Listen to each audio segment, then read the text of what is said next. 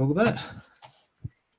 Yeah, I wanted to ask a question, and I think I've talked to you about it before, but it's really, and I might be missing it in this. I noticed when I first was at the airport when there was that move of God, and I thought this was it, things were going to change.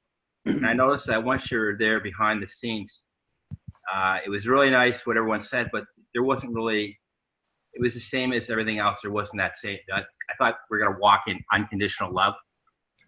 And it wasn't really when you saw them practice and the people I knew there, they were there all the time, including myself. And then when I came in with this, and I looked at, like, everything we're doing is a process of maturity. I mean, you talk about that all the time when we're doing the different things and going to the courts or communion and that. But what I also noticed among others that I was with, including myself, that there wasn't necessarily the unconditional love, so we continued on. And what I expected, and maybe I'm missing it, maybe I'm wrong in this, but there wasn't a direct correlation between your growth or maturity as you moved up in things and God's unconditional love.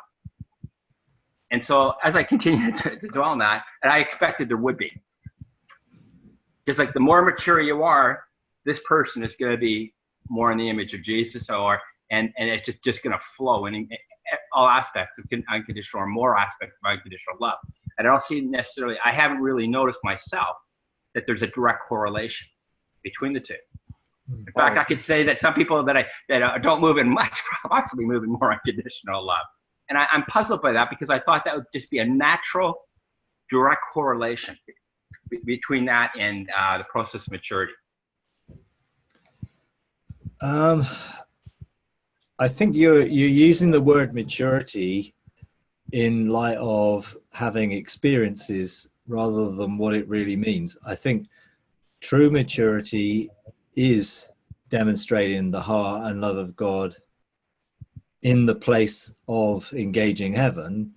Engaging heaven doesn't guarantee true maturity, because it's a process, and you've got to cooperate with that process, and you've got to participate in it and deal with all the things that come up on the journey. And you can be, in a sense, operating in some levels of authority in the realms of heaven, but that isn't a guarantee. It just means that you have positions that you found. Now, I think ultimately, even though people talk about being in those positions, and they talk about the experiences that they have in the Council of 70 and all these sort of highfalutin things, ultimately, what difference have we seen it made in the world? And I would agree with that just because someone says they've engaged the Council of 70, or they've been engaging with the Court of the Lord and all these things, I don't see the fruit of it. Now, I'm not saying that there isn't fruit. I'm just saying I haven't seen it as you have, in the proportion you would think that there would be.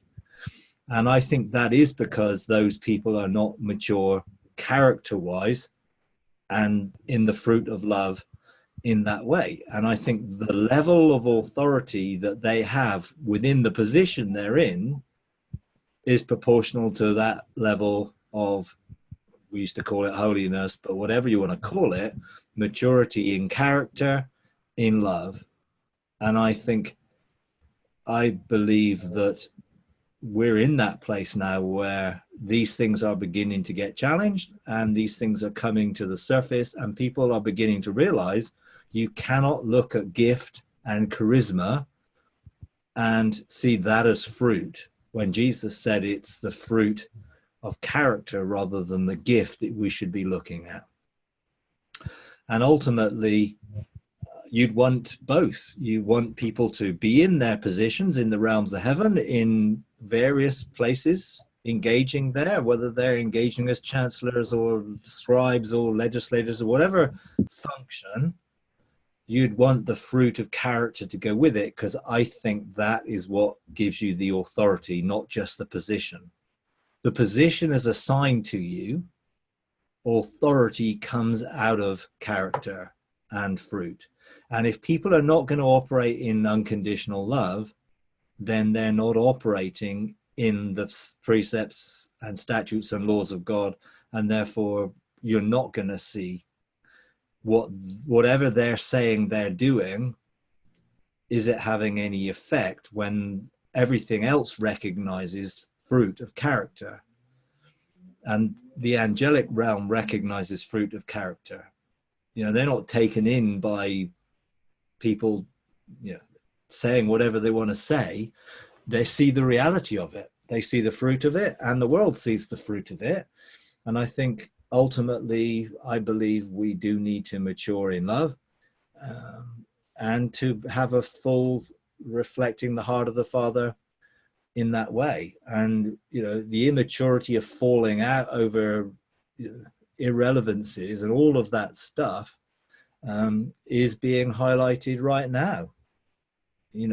People drawing lines and hard fast lines of over doctrine and theology, and all of those things are, for me, an illustration of a lack of maturity in love. Because, hey, we can disagree and not have to outwork that disagreement in a negative way, and so it isn't as straightforward as just because someone's got a position, that position yields authority through character. And that takes time and willingness to embrace the process. And it usually gets tested when things happen that bring that to light. And every conflict and every difficulty gives us an opportunity of maturing and growing in love by overcoming those situations, not by power or might or conquest, but by humility and love. And I think we're in that place where I think people are beginning to realize that, and not just get caught out by the charisma or the gift or knowledge, be it high powered knowledge, but I think we've got to see the reality of it, and hopefully we will. But we're only responsible for us, of course, so we've got to look at us first before we start looking anywhere else. Take the log out of your own eye before you look at the speck in someone else's. So we should always be open to be a living sacrifice, and for Jesus, our high priest, to effectively transform us so we can, on a daily basis, be able to fulfill whatever God's calling us to do in love. So, Mike, what I think, are you saying, or I don't want to put words in your mouth, are that even though someone might, which I haven't, a dark cloud experience or something, no matter where they've gone up in the heavens, no matter what position they're in, that is still something, the character of the unconditional love, there isn't going to be a changing event that's going to change that normally. It's something they're going to have, a process they're going to have to work out in their own lives. Yeah, I can't see any event that's going to change something without cooperation and outworking. My dark cloud experience was a process over months, which then took years to outwork subsequently, and is still ongoing. And it is an ongoing thing. How can we believe we're going to come into the fullness of our identity in Christ without going through the process? I mean, he didn't exactly have it easy, did he?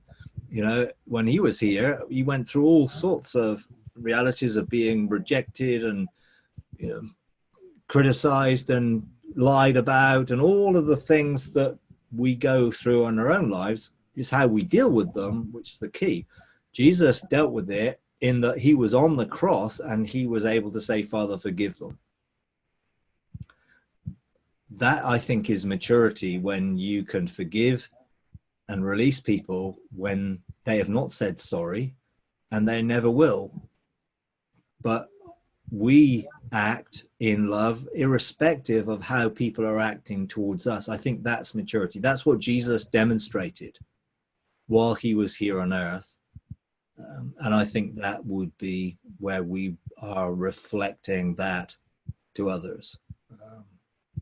And you know, I want to see fruit of character and love when I see somebody in terms of their testimony.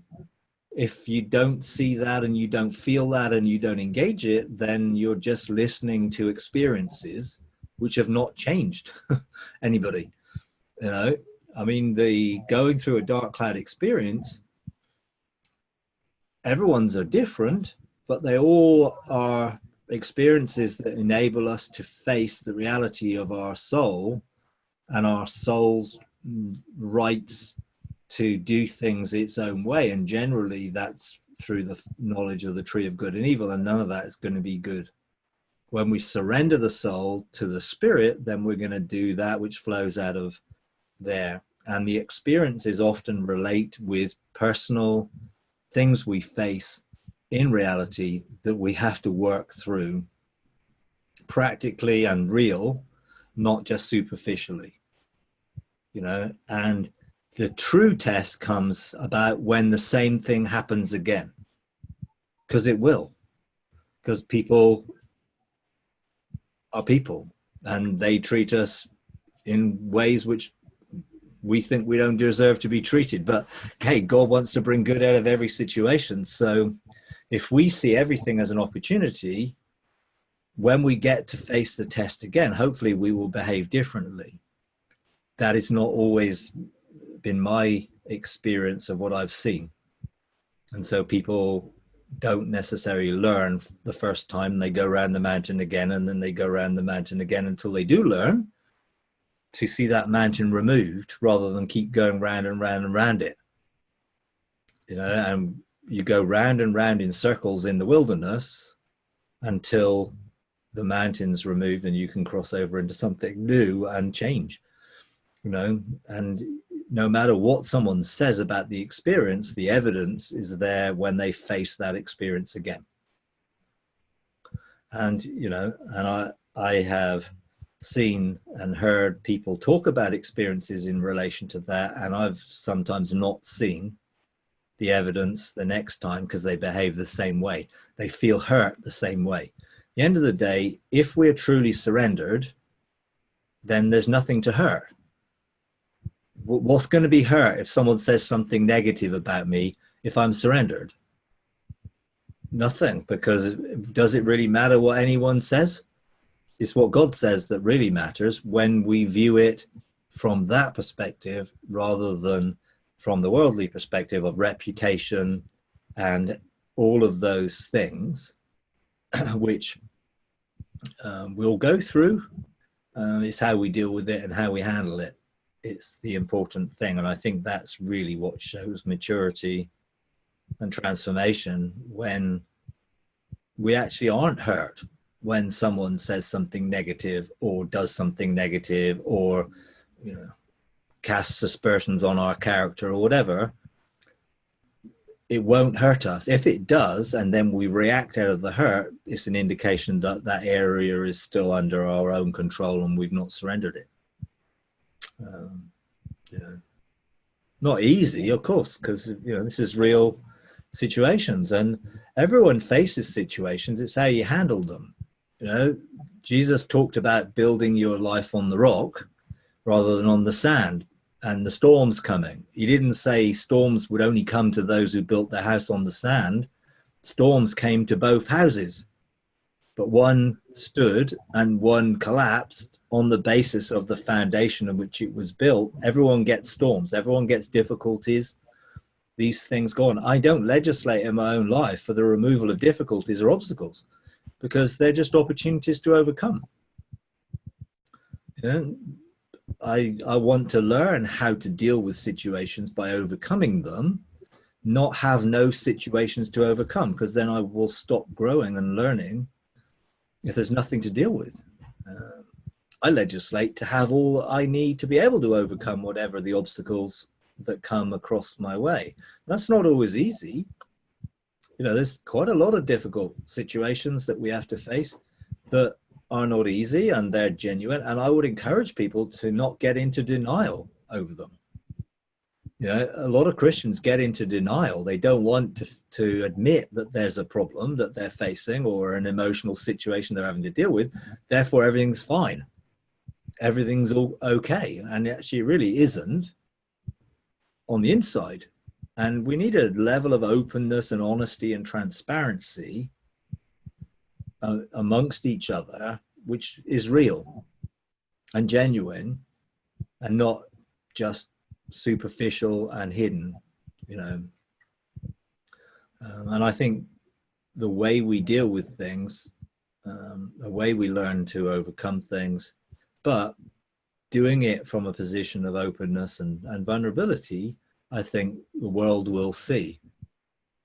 When no one admits anything, the world doesn't relate to it because the world is full of people who are going through problems. And Christians who don't relate to them because everything's fine, you know, won't relate to the real world, and people won't relate to them.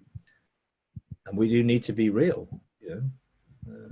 But that doesn't mean we have to be enemy focused or problem focused. We can still be the solution focused, God focused, but be real in the midst of going through difficulties and working them out. Yeah.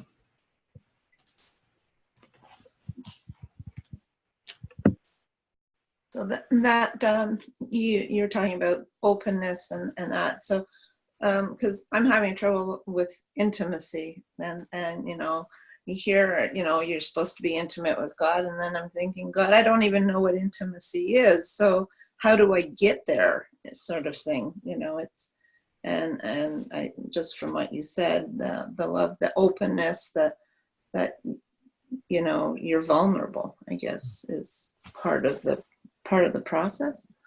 Yeah.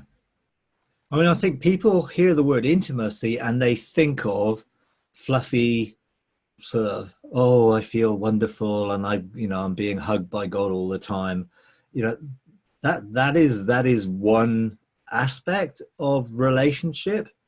You know, if you think of languages of love and you think of different ways that people feel loved, then there are different ways that people feel intimate. And with God, there are different ways in which he engages with us that he wants us to feel his love and to feel accepted and to feel that. But all of that will be different depending on the way we're wired and the way we're made, and also how broken we are and how broken we've been in those areas. And we're in a journey of healing and becoming whole. So, you know, when I used to think about intimacy, you know, I would think about, you know, those people who, you know, who shared their sort of warm, fuzzy, amazing experiences of feeling loved. And one day God said to me, you know, how is it that you feel my love? And I was sort of, well, I don't really know. And he said, well, where do you feel special? Where do you feel the most special times? And I was thinking, well, when we're hanging out. And he said, yeah, because your language of love is quality time with me. So when we hang out, you feel fulfilled and loved. Now, most of those occasions, I'm not feeling, you know, warm, sort of fluffy, duffy emotions. I'm just hanging out with God and we're talking. And he's sharing with me and he's unveiling things to me. But I feel completely accepted. And for me, that's intimacy. For others, it may have a different love language and therefore it's expressed differently. And I think we can't measure intimacy when looking to compare ourselves with somebody else. Because just because someone on the surface expresses something in a way that it appears that they're intimate doesn't necessarily mean they really are. And each of us can only measure it against our own relationship with God. And don't try and dictate what that should be. Ultimately, all of us have access to engage God in a face-to-face relational way. Whether we see it, feel it, sense it, or it doesn't really matter as much as engage it. And in that engagement, it will bring us to a place of rest where we're secure in trusting in God's love, trusting in his provision, his protection, and everything else. That ultimately is intimacy for me. A place of rest where I'm not striving for something, where I'm trusting in somebody. I'm not striving for an experience, I'm trusting in the relationship. And I trust in the Father's love. I trust that he loves me, he wants the best for me, he wants to bring good out of everything in my life. Even though I might go through difficult situations, I still trust that his heart for me is wanting the best for me. That's living in a place of rest. For me, that's intimacy. And for everyone, intimacy is probably slightly different, but it really comes down to trusting the relationship that we're in. And sometimes that's when we don't feel anything. And God is looking for us to relate to him in such a way that we trust him without necessarily always having to have the experience. Then we're only trusting him in certain situations when we feel certain things. Primarily I trust God because he's God and he's my dad and I love him and I know he loves me. So I trust him. Sometimes I look around at all the mess that's going on and I think, do I still trust him? Well, yeah. Well, where else have I got to go? When Jesus sort of said some difficult things and the disciples all ran away and he said to the 12, well, are you going to go? And they said, well, where can we go? You've got the words of eternal life. There's nowhere to go, but that's got to be outworked in reality. And I would encourage everybody to develop that place of rest where they live in love, joy, and peace, trusting in the Father. And I think that will open up a lifestyle which I would describe as intimate. But it does mean me having no go areas, not hiding things, being open, being honest, being vulnerable. And when I'm feeling something, telling him. See, some people are not real with God because they're afraid of offending God when they're angry or when they're upset or when they're struggling. God wants us to be real. So real intimacy is being able to say to God, I don't understand what's going on. This feels rubbish. That's intimacy, because you are not holding something back because of a fear of this wrong view of God that he won't understand and you'll offend him if you're real. Well, how can we say something like that to God? Well, that's what real relationship of intimacy is. There are nothing you can't talk about or share. He said some pretty direct things for me in my time. He didn't have a problem being open and honest with me. So in return, he wants us to be real, genuine with him. That's what real intimacy is. Not hiding behind anything or out of fear, holding back, but being real and genuine with him.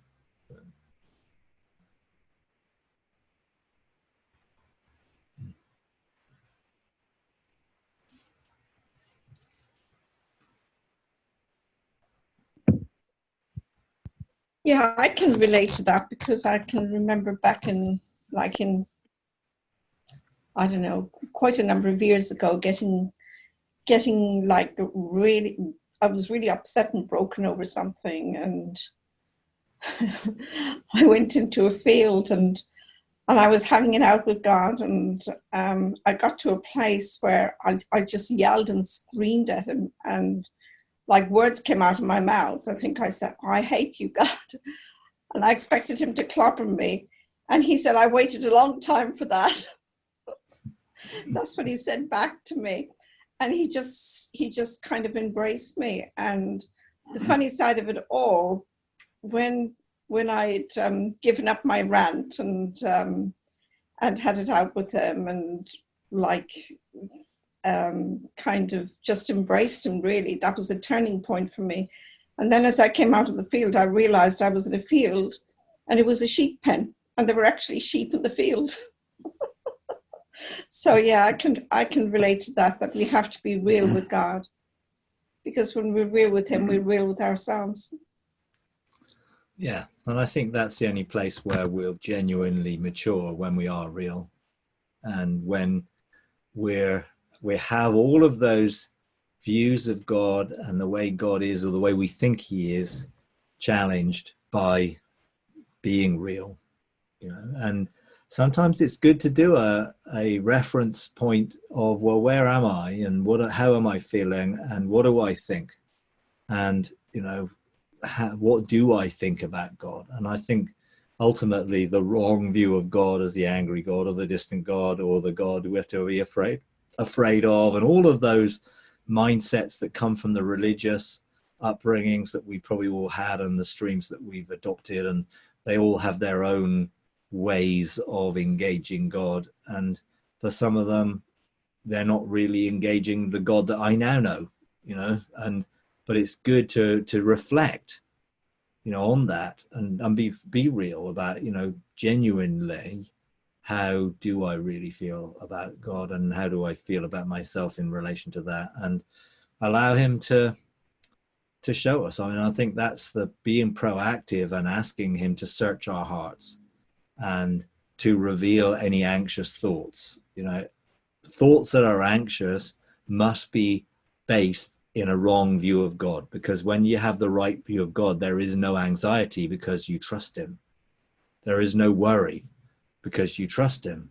There is only seeking first the kingdom, because you trust him, you know. And sometimes that gets challenged, and it's usually difficult situations which challenge it. And God does use those situations, even though he may not have instigated those situations, he can use them and bring good out of them.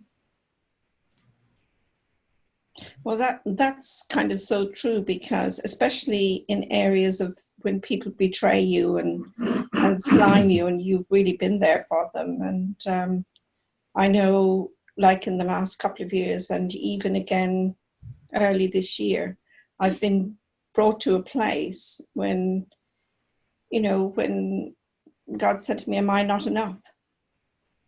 And it seems like everything is just kind of whipped away, and you're starting all over again. But then when you look back in your experience, you're starting at a whole different level again. Yeah. Yeah, I think quite often sometimes it feels like we're going through the same stuff, but we're not. We're going through at a deeper level or a higher level. You know, it's like when you have every number that exists, all are based in 9 numbers and 0, aren't they? They're just combinations of them. And sometimes it's like we're at one level and we've got 1, 2, 3, and the next level is 11, 12, 13, 14, and the next level is 21, 22. They're the same things, but we sometimes go through the experiences and it is at a different level, and we're in a different place. And we're in that different place with God, and in a different place ourselves, but it is the experience that highlights it. And I think, you know, I'd encourage everyone to be willing to go through the experiences. Don't try and avoid them, but walk through them with him, and be open and honest about the experiences, so that he can use the experiences and give us those opportunities to outwork those things and grow and mature through them. You know, otherwise we just get the opportunity of taking the test again. Yeah. Another thing I've kind of learned to do is not to go around the mountain, to stop, look and listen and see what's going on, and actually face the mountain and cut right through it. Yeah. Yeah, and I think it comes back to the same reality. You know, when we face something, how do we face it? Some people, it's always the enemy, and they're so enemy focused it's always the enemy attacking them, and they're got backlash for this, or this is happening, that's happening, and this is happening, and they're so focused on what the enemy's doing, whether he's doing anything or not, that they're missing the fact that God's there with them in it. And the reality is that it's about him rather than about the enemy.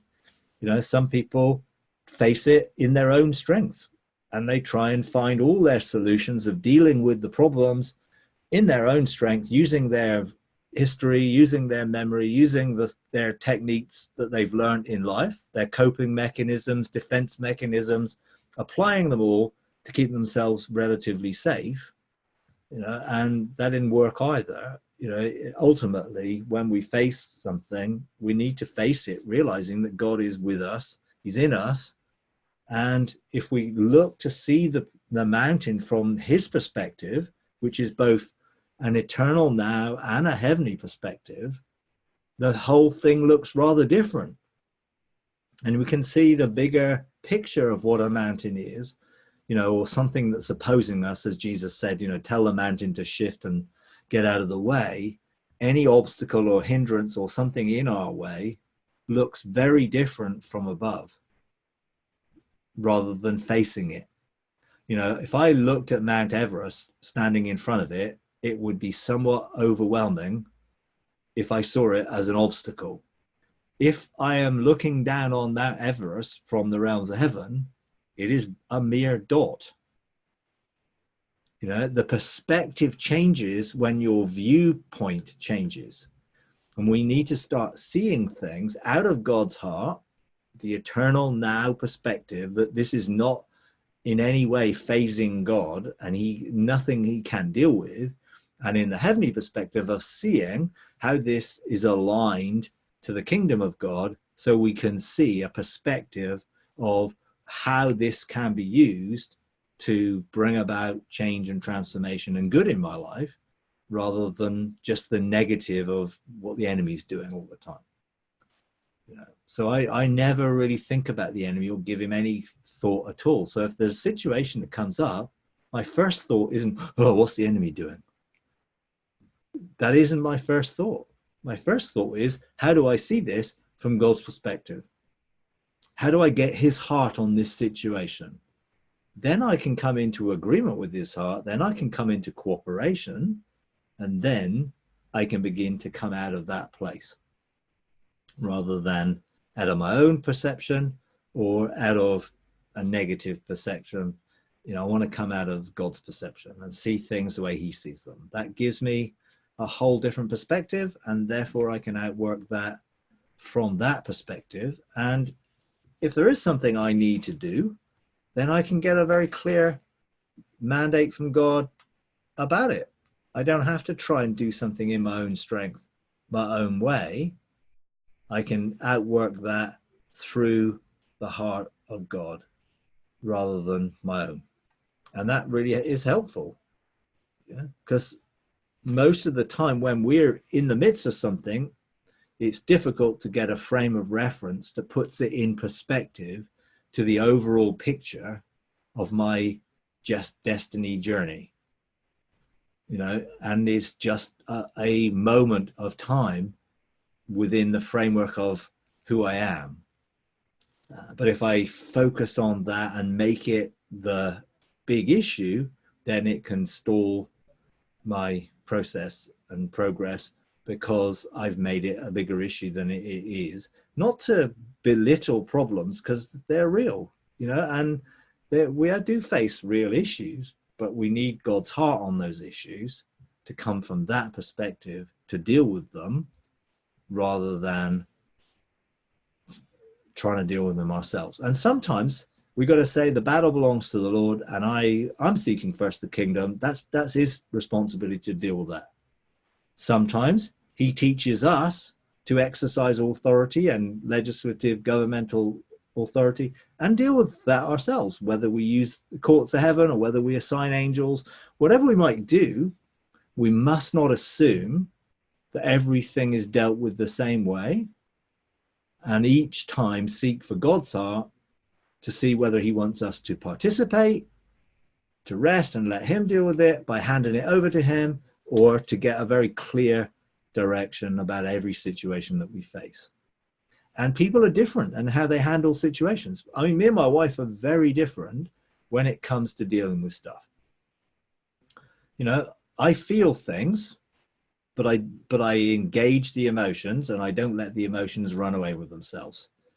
My wife is very much more emotional, and she vents stuff emotionally to get it out so she can actually get a perspective on it. I don't need to do that. I can deal with something by reflection and looking at it and engaging God with it. But it doesn't mean I don't feel anything, just means that we're very different in the way we express our feelings. And everyone is, and therefore we just need to be us, you know, and find that in being us, you know, there is nothing that we can't deal with. But some situations are outside of our control, particularly when it's to do with other people. I cannot stop someone doing something negative to me. But what I can do is deal with it and not let it affect me. You know, that's my responsibility, how I deal with something. It's someone else's responsibility of what they do. My reactions and my responses are mine, and I need to make sure that I'm responding and reacting out of the love of God and out of the heart of God, rather than out of my own soul. Yeah.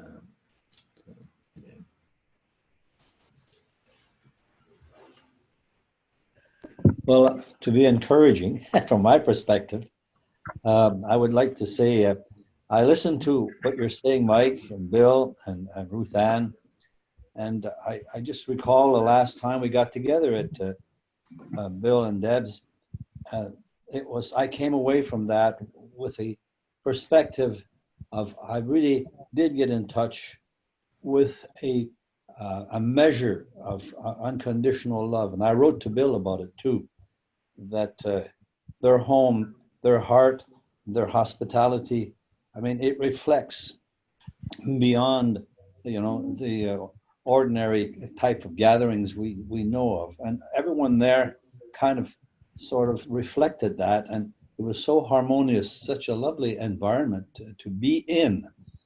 And this morning, when Ruth Ann admits about intimacy, we all have that issue. We're working on it. And I see, from my perspective, like the two-pronged thing about, first of all, getting de-slimed. That helps to make me have a clearer vision on my journey, taking away the slime. I came here as a pure white sheet from, and now I got slimed on the way, but the process of de-sliming is where my maturity and free will is exercised. But all of this, I'm encouraged because there are, and just the fact that Bill mentioned this morning what he did shows that my brother is focusing on what's real and not distracted by the peripheral toys, if you wish, on our journey. Yeah.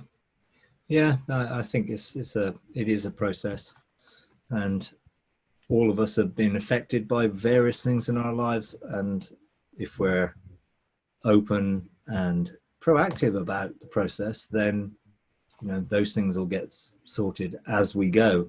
The key is not to be always focused on the negative, but only deal with the negative when it's stopping the positive. You know, then we deal with it in the flow of life rather than going through a process of continually trying to deal with stuff and then never enjoy life. You know, God wants us to enjoy it, and if something gets in the way, deal with it. God wants us to rule and legislate. If something's stopping me, deal with it. But most of the time, I'm not really trying to deal with stuff until God shows me or highlights something, or most of the time, I'm just trusting him to deal with it anyway, because I'm open. You know, the high priest prepares the sacrifice. You know, I don't have to prepare myself. I just have to be willing for him. You know, and sometimes he does that in life. And sometimes there are specifics that he wants me to participate in the process. And, you know, each of those, you know, is outworked in that way. So it is. It's an interesting journey, isn't it? You know, it's not boring, that's for certain. You know. But if we see it that way, then, you know, you see that, yeah, there are some bumps in the road and some twists and turns and some up and downs. And that's all actually part of the process of teaching us along the way. And, you know, he does want to bring good out of every situation that we face. And I think if we really believe that and trust him in it, we can embrace the journey with a lot more joy than some people do. You know, we should be the most joyful people on the earth. And sometimes it feels that Christians are the most miserable. You know? Lately, Mike, I was talking to Monica, and I said, you know, it struck me. It's really encouraging that there's going to be a restoration of all things. Without that, what's the use? Running around in circles. So we have a goal, and this is interesting in itself that we're moving towards something, and this is a motivator for me anyway. But it's lovely to see the people we're connected with, how God is working it all out. Most amazing what's happening. Quite a journey. Yeah, and I think that goal is often challenged. You know, that's I think why it's such a contentious issue, the restoration of all things, because, you know, I do believe it's the goal, it's the desire of God's heart, but that inevitably will be the thing that gets challenged the most. And unfortunately, you know, those that challenge it or are challenging it are, I think, you know, demonstrating the process for them and their lack of maturity in the challenge, to be honest, sadly. But hopefully they'll get restored along with everything else, you know, and my responsibility in them, my responsibility is me. And, you know, the more I'm restored, the more creation will respond to me. And I think that's the key, you know, the freeing of creation itself from its bondage to corruption into the freedom of the glory of the children of God. My freedom and who I am, the essence of who God made me to be, when I'm restored to it, and that light, that sound, that frequency is radiating around me, creation will respond to it. And I'm not responsible for somebody else. I'm just responsible for me. You know, and I think the restoration of all things is a key issue for our day. You know, I think it's one of those key issues that we're having to face and embrace. Otherwise, you know, as you say, well, what's the point if we're not in and part of this process of God restoring everything back to his original intention and purpose? It can be self-defeating to keep going round and round without going forward.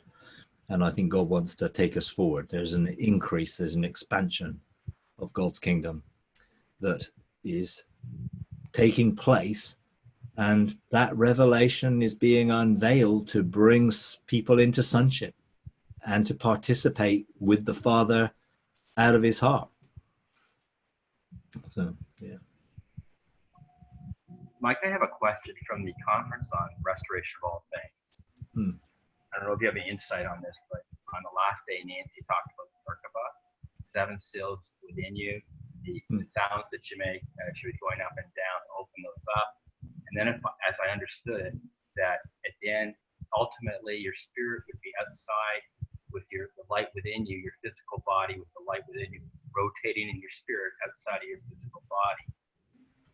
And so I guess the question, insight that, number 2, I'd be doing it mechanically because that's all I know to do every day. I just toss it over to you. Yeah, I personally don't follow that process because that's a process she's learned and it works for her, and other people can learn how to do that. But I activate the same things myself with the power of my conscious thought rather than necessarily making sounds or, you know, physical thing. But I'm not saying that isn't a valid thing. I think it was. When I did that, when Nancy did it, it was certainly energizing. I do believe that we have energy gates, 7 seals, 7 gateways, 7 chakras, whatever you want to call them, that effectively are connected to sound, to light, which are to do with the energy and energizing and being limitless and, you know, being able to have the full capacity of sonship.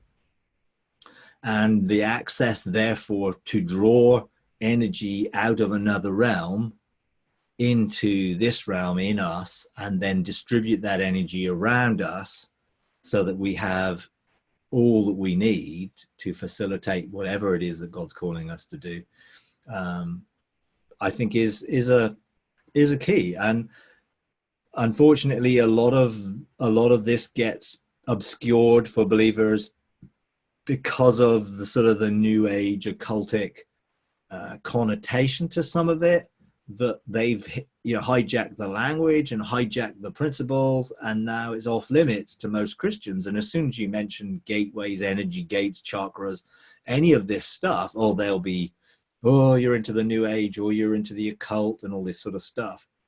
And, you know, that, you know, is where a lot of people are. And I think we've got to rediscover and claim back the ground that belongs to us, and not be frightened to take back and see things restored, because at the end of the day, it's restoration.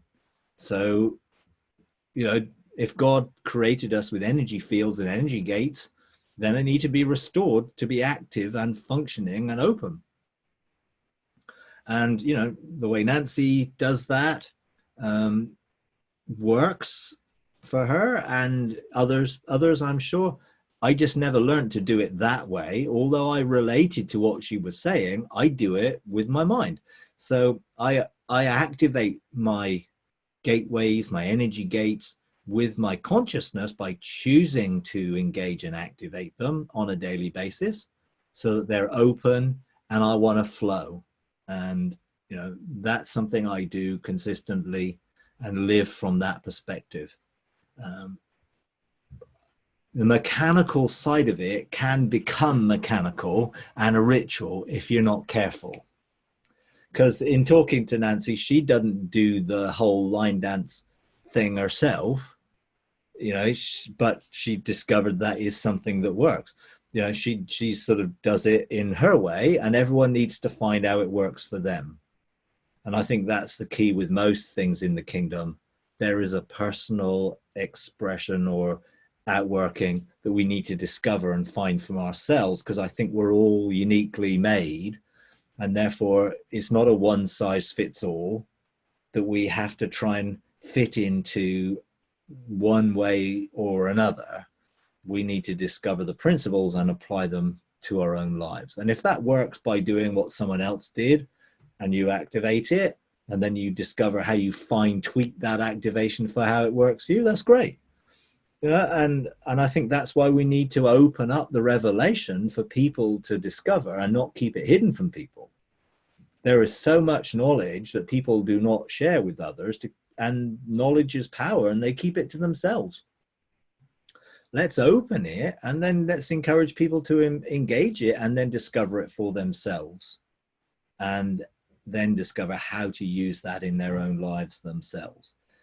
You know, because I do believe that God has created us this way, and he wants us to discover who we are and be free and not restricted. And energy and vibration and frequency, you know, God is restoring all these modalities of healing and function today, because I think sons are more able to use it, but be more open to explore it, rather than being afraid of exploring some of these things. So, you know, restoration of this is something I think we're discovering, and it works for different people in different ways. You know, I don't personally use fragrant oils or things like that. My wife uses them all the time.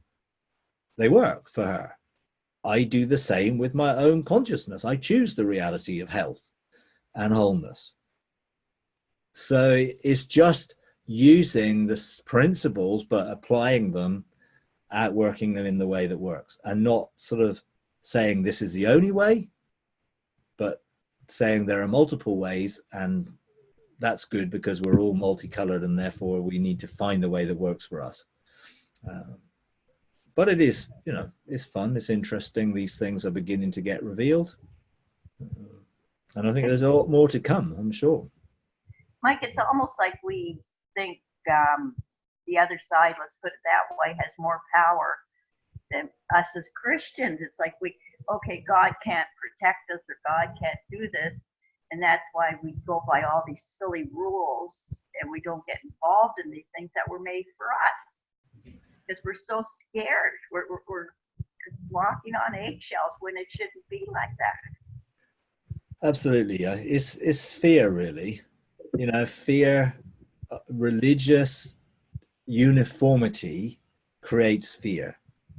You know, there is only one way and you must get it right, and it's got to be this way. And, you know, all of that does, it just restricts us and conforms us to a religious pattern which becomes ritualistic, rather than the freedom of discovering that God has multiple ways of doing things, and we're creatively empowered to embrace those things and outwork them, you know. And yeah, we don't need to be afraid of any of this stuff. We need to make sure our heart and our motives are right in it all, and ensure that just because someone's using something that God created, it doesn't mean that they're necessarily using it rightly, you know. So let's not be gullible and think everything's okay. The principles of things are applied wrongly by a lot of people, you know, and that goes for people within the church as much as people outside the church. People in the church are doing things which God intended for good, and they're not necessarily using it for good. You know, the same would apply in the New Age and all of those things. You know, a lot of them are ancient age, and there are things that have always been there with God, without a doubt. But some things are not necessarily counterfeited. You know, some things may be purely something which doesn't have of something which God has inspired. Therefore, let's be discerning.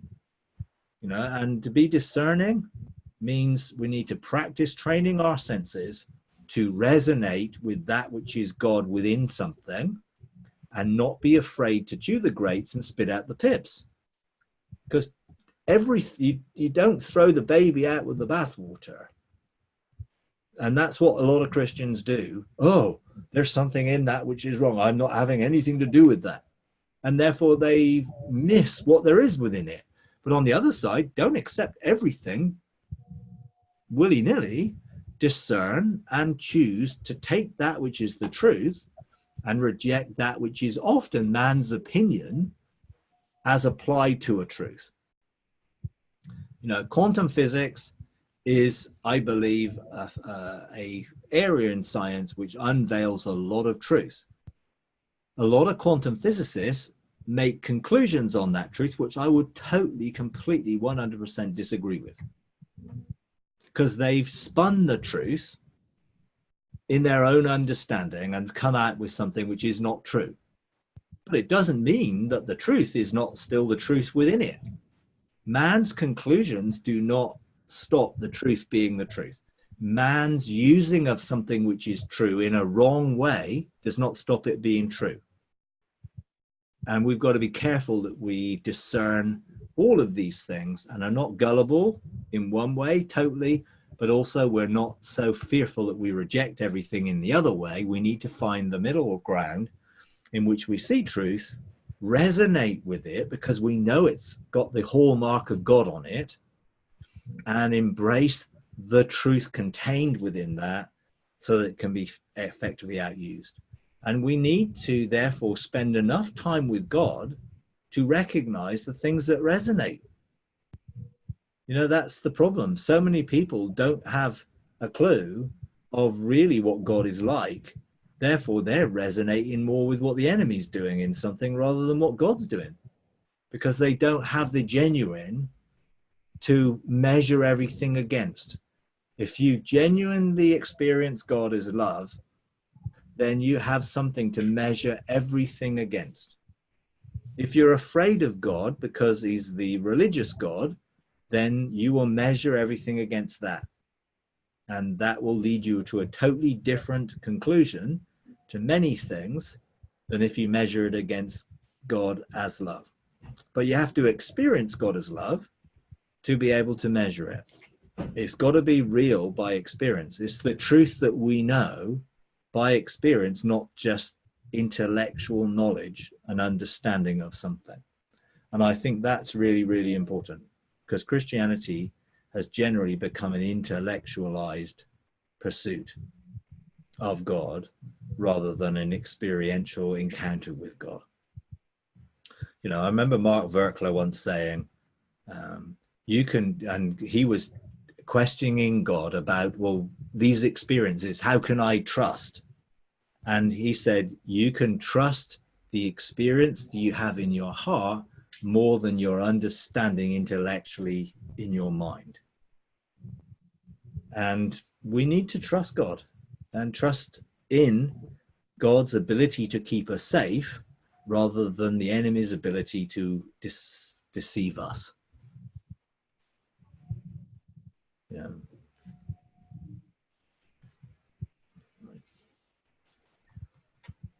Mike, when Nancy talked about your spirit being out, your spirit outside your physical body with your light within you, rotating in your spirit outside of your body, you sound like the wheel within a wheel or something, I don't know, but give me insight on that or what she was talking about.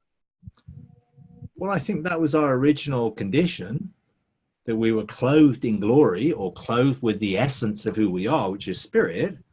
And now we have access by flowing from the inside out and opening our gateways, whether they be our spirit, soul, body gates, energy gates, and seeing rivers of living water flowing for our innermost being to create an atmosphere around us, which effectively is the boundary that our spirit contains.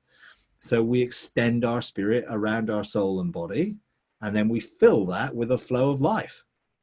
So everything is operating within the construct boundary that we extending our tent pegs, if you like. And so it's a choice. You know, Jesus talked about extending from Jerusalem, Samaria, Judea, the ends of the earth. It's the same sort of process, that things need to flow from the inside out. And then we are extending and creating an atmosphere of energy, of life, of joy, of peace and love that we live within.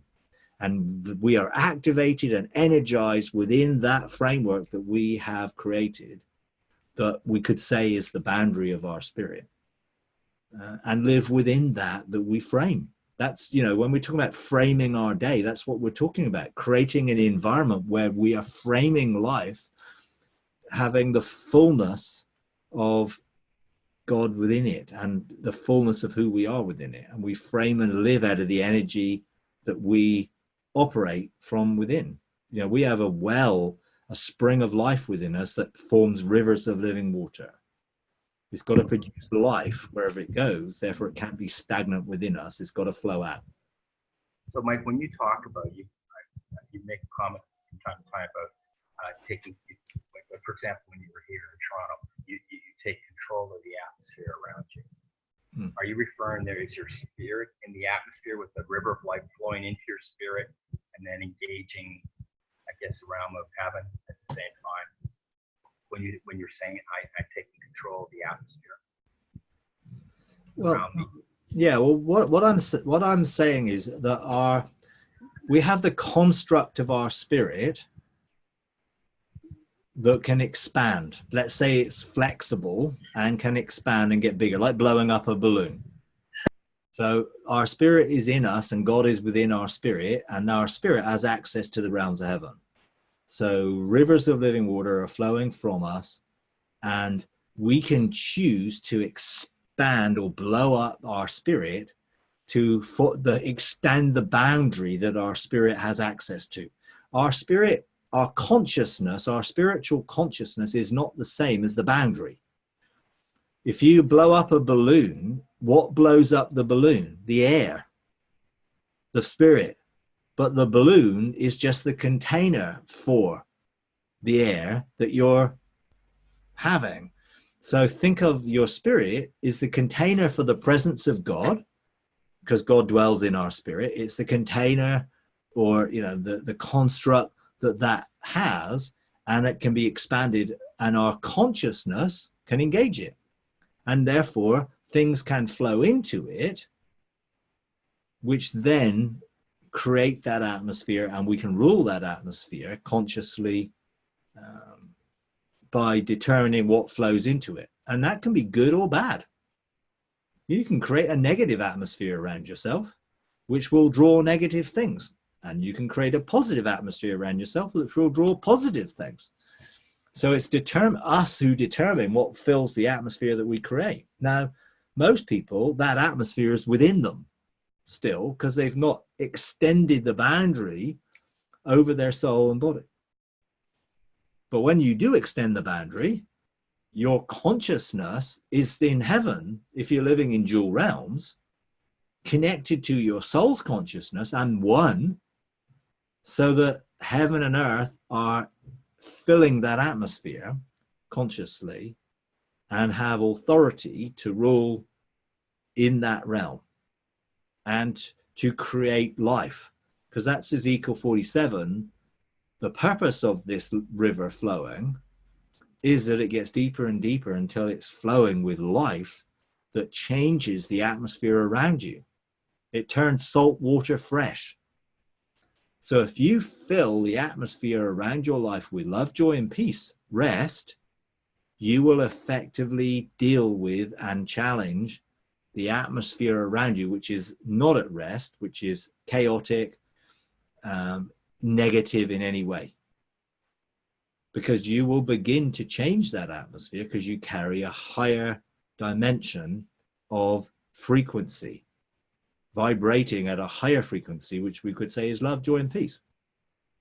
All those lower frequencies of shame and guilt and condemnation and all the other lower worry, anxiety, fear, all the lower frequencies will entrain themselves to the higher frequency. Once you start resonating at that frequency, you begin to affect change around the atmosphere around you. So when I walk into a room, I want my atmosphere to change the atmosphere of that room. And if it's negative, I'm not going to join in with the negativity and come into agreement with the negativity. I'm going to bring positivity into that room so that that room changes and the atmosphere of the room changes because of my presence. Now that's conscious. You have to be conscious about that. It's not just going to happen. You can be consciously engaging the atmosphere with the opposite spirit. Come in the opposite spirit.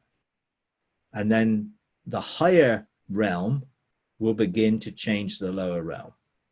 And things will begin to change around. And you can do that for your own life, wherever you go. You can start to do that for your home. So you can extend your spirit around your home, not just around your body. In fact, you can extend it around every sphere of authority that you've been given. And then you've got access into the spiritual atmosphere around your home or your neighborhood. And you can begin to determine and sense whether things are good, bad, indifferent. And you don't have to be subject to what else is going on around. Again, you can begin to bring and exercise government, to bring love into that situation, to bring change and transformation to it.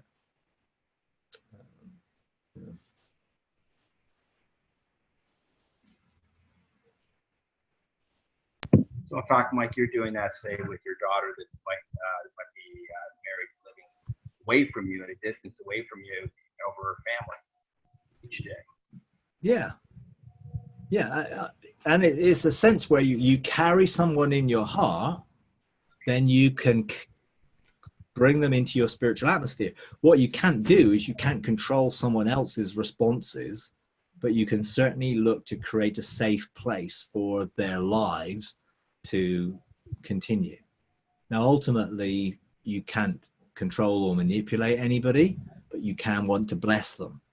God blessed Adam and Eve. We can bless our children. We can bless our area, our things, and that is to empower them to prosper and succeed. Whether they do is up to them, but I want to provide a safe place and a blessing for that to take place. Wouldn't that be the start of a sanctuary city, of the areas of government or responsibility given of you? Well, yeah, That'd that's when we because you're are blessing their. Yeah, when you're operating under that and releasing heaven's blessing, you want that to create a safe place on the earth where people will begin to live under a higher law, in a different atmosphere. And ultimately to open up the everlasting doors and see heaven's atmosphere poured into the earth, not just the atmosphere which we create individually. We create our own atmospheres, and when we come together, we can multiply that atmosphere. But I believe when we have a corporate area of authority, we can begin to ultimately administrate the everlasting doors and deal with the atmosphere and everything else that goes with changing an area or a region or a city or a nation, which isn't going to happen with one person extending their spirit over it, because they don't have the capacity to be able to fill that atmosphere. It's too dilute, if you like. If I was to extend my spirit around a city and then look to see rivers of living water, I don't have enough flow to create something which is going to fill that atmosphere out of its depth. I may be able to fill that atmosphere ankle deep, but that isn't deep enough to change it. It can affect it, but it won't totally change it. So, I don't want to extend my boundary and dilute everything to such a degree that it doesn't really have that much effect.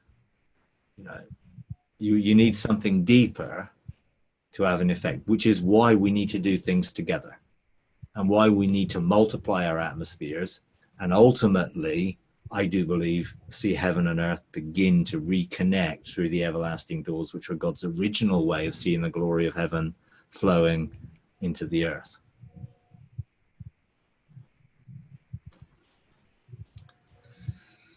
Anyway, all right, I need to leave it there. But